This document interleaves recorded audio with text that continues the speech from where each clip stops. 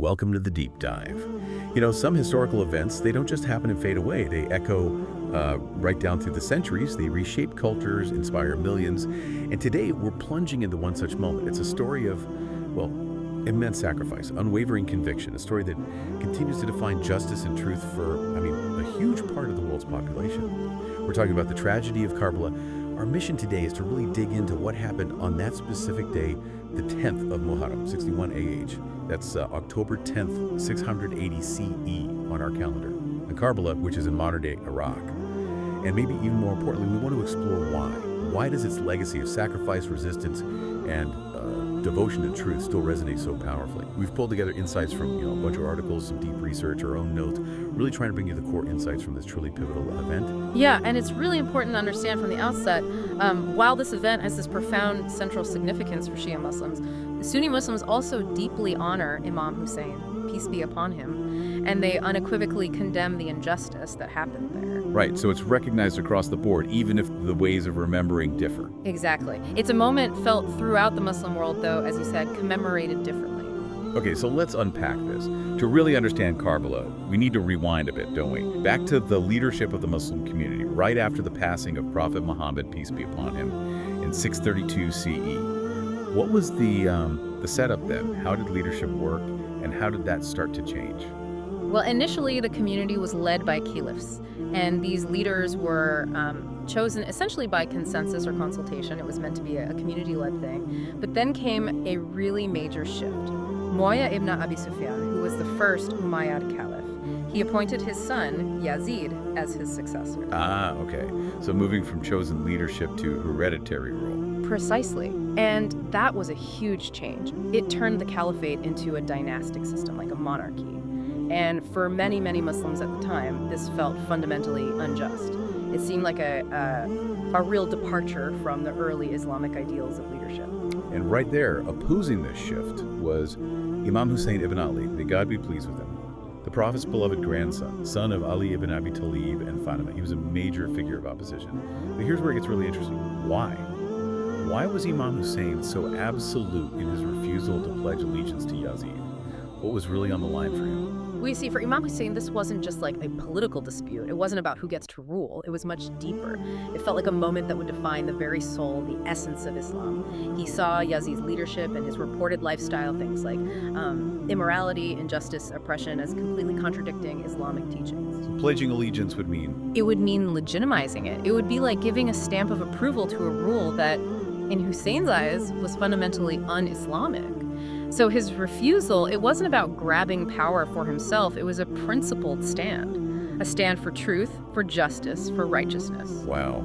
So it was about preserving the core message. Exactly. And this, right here, this is probably the first really powerful lesson you can take from Karbala. The absolute necessity of standing against tyranny, no matter what it costs you personally. Okay, so he makes this incredibly firm, principled stand.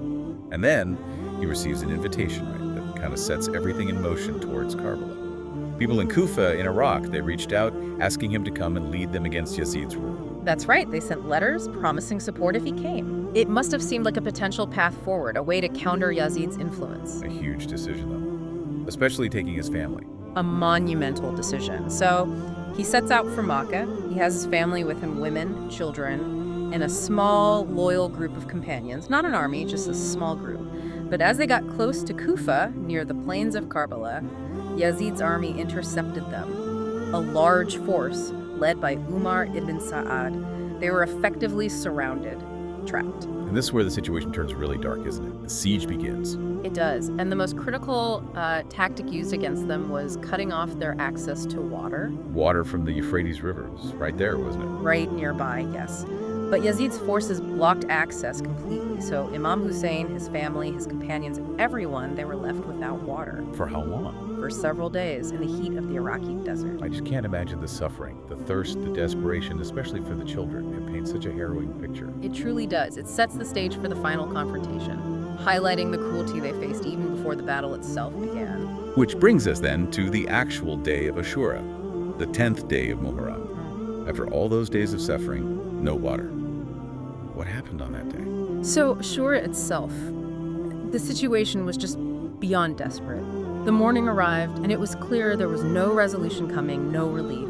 Imam Hussein knew what was likely to happen. He gave his companions a chance to leave, actually under the cover of darkness the night before, telling them the enemy only wanted him. But they stayed. They stayed. Every single one of them chose to stay and face what was coming alongside him, which is, another layer of this incredible loyalty and conviction. Then the fighting began. His small band of around 72 companions fought against thousands. One by one they fell. They were martyred. Including members of his own family. Yes, tragically. His sons, his nephews, his half-brother. The accounts describe acts of incredible bravery, but the odds were just impossible. And the depth of the cruelty, it's almost unthinkable. His 6-month-old baby son, Ali Asghar, may God be pleased with him. The babe. Yes. Imam Hussein brought him forward, hoping perhaps the sight of an innocent, thirsty infant might evoke some pity. He was asking for water for the child. Instead, an arrow was fired, striking the baby in the throat, killing him in his father's arms. That's horrifying. It is. And eventually, Imam Hussein himself, after fighting valiantly, was also killed. Overwhelmed by numbers, his body was trampled and then his head was severed. It was taken as a trophy to Yazid in Damascus. And his family, the survivors. The surviving women and children, including Hussein's sister Zainab and his son Ali Zain al-Abidin, who was ill at the time, were taken captive. They were paraded through towns all the way to Damascus, subjected to humiliation. It was meant to be a show of Yazid's power, a warning to others. It was just the scale, the brutality, the suffering. But also, what stands out is that bravery you mentioned, to face that, knowing the outcome. Absolutely. What kind of conviction drives that ultimate sacrifice? It's profound. You mentioned Ali Asghar, the baby. Yeah. Were there other key figures whose martyrdom is particularly remembered? Yes, definitely. There's Ali Akbar, may God be pleased with him. He was Imam Hussein's eldest son, known for his bravery and reportedly his striking resemblance to his great-grandfather, the Prophet Muhammad, peace be upon him. His loss was deeply felt. And then there's Abbas ibn Ali, may God be pleased with him, Imam Hussein's half-brother. He's revered, especially in Shia tradition, for his immense loyalty, his courage. He was the standard bearer. There's a very famous story about him trying desperately to reach the river to bring back water for the children, losing his arms in the process before being martyred. Incredible stories of devotion. It really does raise that question. What makes people willing to sacrifice absolutely everything? I think it points to a belief in something far greater than oneself, a commitment to principles, to truth that transcends even the fear of death. So let's connect the dots. What does this all mean for us looking back now? Karbala isn't just some dusty historical event, right? It feels like it carries living lessons. Oh, absolutely. It's far from just history. The lessons from Karbala are incredibly potent and they resonate today. We can probably break them down into a few key themes. Okay, what's the first one? First, and perhaps most prominently, it's a powerful symbol of standing against oppression. Imam Hussein's actions showed that dying with dignity is better than living under tyranny. He actually said something along the lines of, I did not rise to spread evil or to show off or, for personal ambition. He said, I only rose to seek reform in the Ummah community of my grandfather Muhammad, peace be upon him. Seeking reform, that's a crucial distinction. It is. It frames his actions not as rebellion for power, but as a moral imperative to correct injustice. That's a really strong message against oppression in any form. Okay, what else? Second, there's the theme of sacrifice for the truth. He, his family, his companions, they gave up everything. Their homes, their comfort, their safety, ultimately their lives. And it wasn't for land or wealth or status. It was to preserve what they saw as the true essence of Islam, the truth as they understood it. That level of sacrifice is profound. It really is. And the third? Third would be moral courage. Even staring death in the face, Imam Hussein didn't compromise his principles. He didn't buckle under pressure or take the easy way out by pledging allegiance to Yazid. He maintained his integrity, his commitment to Islamic values, right to the very end. That takes incredible inner strength. Absolutely. And you mentioned one more. Yes. Fourth, I think Karbala teaches a powerful lesson about unity and suffering, or perhaps unity against falsehood. That small group, facing overwhelming odds, stood together. Their shared stand against what they perceived as falsehood, even at immense personal cost, highlights the importance of solidarity in the face of injustice. Standing against oppression, sacrifice for truth, moral courage, unity. These feel incredibly universal, don't they? They really do. You can see echoes of these themes and struggles for justice and human rights throughout history and across different cultures. It speaks to fundamental human values. Which might explain why it resonates so widely.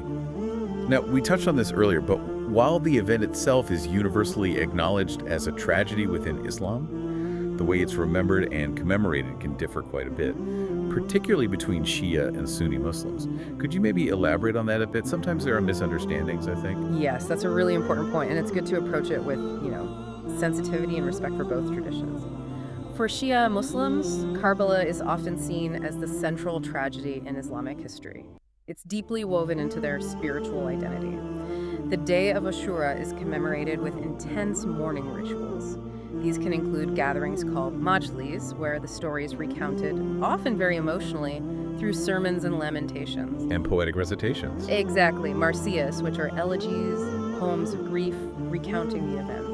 And physical expressions of mourning, like chest beating, matam, are also common in many communities as a way to share in the sorrow and remember the sacrifice. So the entire month of Muharram is significant. Yes, for Shia Muslims, the first 10 days of Muharram especially, culminating in Ashura, are a period of intense grief, reflection, and remembrance. It's a very public and communal expression of sorrow and devotion to Imam Hussein and his family. Okay, and how does the Sunni perspective generally differ? Well, Sunni Muslims also hold Imam Hussein, may God be pleased with him, in very high regard. He's the Prophet's grandson, after all. And they absolutely condemn the injustice and brutality of Karbala. There's no disagreement on the tragic nature of the events or the righteousness of Hussein's stand against Yazid. However, the way Ashura is observed is typically different. Sunni Muslims don't generally engage in the same kind of ritualistic mourning practices found in Shia communities. Instead, many Sunni Muslims observe Ashura by fasting. This fast isn't primarily focused on the grief of Karbala, though that's acknowledged. What's the reason for the fast, then? It's based on the Sunnah, the practice of the Prophet Muhammad, peace be upon him. He fasted on Ashura before the events of Karbala even happened. It's traditionally understood that he fasted on this day in gratitude for God saving Prophet Musa, or Moses, peace be upon him, and the children of Israel from Pharaoh. So the fast commemorates that deliverance. Okay, so two different historical layers of significance attached to the same day. Exactly. Both traditions recognize the tragedy of Karbala and honor Imam Hussein, but their primary focus and mode of observance on Ashura can differ due to these distinct historical and theological understandings. It's important to respect both. That's a really helpful clarification. Right. So, wrapping things up, when we look at Karbala, it's clear it's so much more than just a date on a calendar or a battle fought long ago. It's this living legacy, isn't it? A story about sacrifice, yes, but also about resistance, about unwavering devotion to truth. Absolutely, and it constantly circles back to Imam Hussein's intention. As he himself stated, he wasn't seeking power or worldly gain. His goal was reform, to revive the true spirit, the core principles of Islam as taught by his grandfather. Some of his reported words are just incredibly powerful, even outside of a purely religious context. They really are, like the saying attributed to him, if you do not believe in any religion, then at least be free in your lives. That speaks volumes about human dignity regardless of belief. And the other one often quoted, death with dignity is better than life with humiliation. Exactly.